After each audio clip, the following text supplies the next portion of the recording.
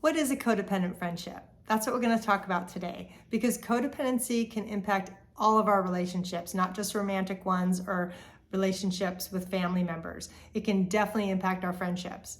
But first, if you're new here, my name is Michelle Ferris. I'm a psychotherapist, and I love helping people create healthy relationships without sacrificing their big hearts. So what is a codependent friendship? Well, it's based on a few different signs. And the first one is, it's basically an unhealthy connection where you're depending too much on that other person for love, validation, even your own happiness. So there's a real unhealthy dependency that develops in codependent friendships.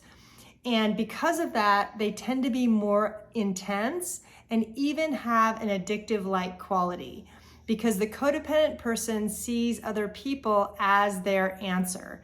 We want to stay connected. And I say we because I'm also a recovering codependent, and I totally understand this stuff, so I'm right there with you.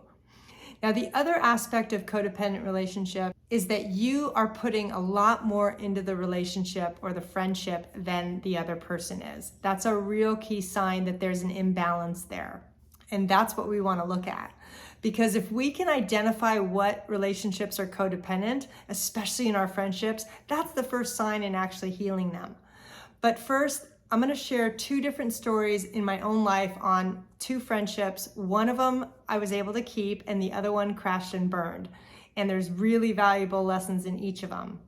But first, if you're the codependent person like me, you're the person that tends to look to your friends as your lifeline, okay? We tend to be overly dependent on others for that approval and that love and that support. If you're the non-codependent friend, you're the one that probably feels smothered or engulfed by the friendship. Because when we're friends with the codependent person and you're not codependent, you tend to find that it's too much for you. And if you have any type of codependency yourself, it's going to be harder to say something and speak up because you don't want to hurt their feelings, and you may have some people pleasing going on. Now, the other aspect of a codependent friendship, if you're on the receiving end of it, is that you may feel like their pet project. You may feel like you're the one that they're trying to fix, and it can get really annoying, okay? This can also be the addict or alcoholic that's really functional or somewhat functional, but they feel like they're being rescued versus actually having a healthy friendship. And if you come back next week, that's what I'm going to be talking about, is what is a healthy friendship and how do you do that as an adult. So my first lesson I want to share with you is with one of my oldest friends. And in one weekend, this was probably about 20 years ago, I called her 6 times. And she was understandably pretty upset.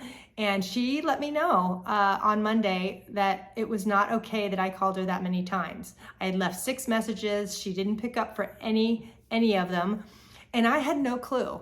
I was just, my heart was breaking about something, and I just kept calling because I needed her. I needed that support. But I had no clue that I was pretty much dishonoring her boundaries by doing that. And it took me years to recognize that. So part of what saved that relationship was her actually speaking up and letting me know that it wasn't okay what I did. And that was a turning point for me, because even though I wasn't really willing to look at my codependency to a large degree at that point, it was enough of a shock because she meant so much to me that I had to back off. And it took years for me to look at how needy I was in my friendships with women. And that was a really, really hard process to do it, because friendships with women can get really intense. But that was a huge turning point for me to recognize that I had to back off. And even though I didn't do a great job of it at the time, it was enough that I was able to preserve that friendship. And over time, we've really deepened the friendship because of my recovery and because of her willingness to speak up. That was a huge turning point for me. Now, the next lesson I had was definitely more painful. And this was about 5 years ago. I had started a new friendship, and I was in a totally different place. I had a lot of codependency recovery under my belt at the time. I had a pretty strong sense of self, I thought. And I started the friendship gradually, because another thing that when you're in a codependent friendship, A telltale sign is often that you get connected really quickly, and it's not necessarily a healthy thing because we thrive off of that connection and that gets addictive. So instead of really interviewing the person and seeing if you're compatible, you kind of smack together and you become fast friends before you really know and can trust the person. And I didn't do that this time. I had gradually become friends with this person and it was lovely. But one of the first red flags that I missed was she told me once, she said she didn't really like a lot of connection. And I was totally opposite of that. I wanted a ton of connection. And even in my recovery, I heard that enough to pause. And so I was very mindful to not call her more than she called me. And I had to really pull myself back because I didn't want to do that again. I knew that that was a pattern I had of over contacting people. So when she said that, it was a really good thing that I heard it. So we continued the friendship for, I don't know, maybe 4 or 5 years. And without warning, she sent me a letter and she said she was feeling suffocated and she was really unhappy with the friendship. And I was shocked at the time. And it took me a long time to understand that the same thing happened, only at a different level. It was really hard for me. And what was hard for me was that I didn't recognize that I was slowly losing myself again. And I didn't realize that until she broke off the friendship, because I went in a pretty dark place for a while and a lot of intense grieving. But what I was really grieving was I had lost myself again in a friendship.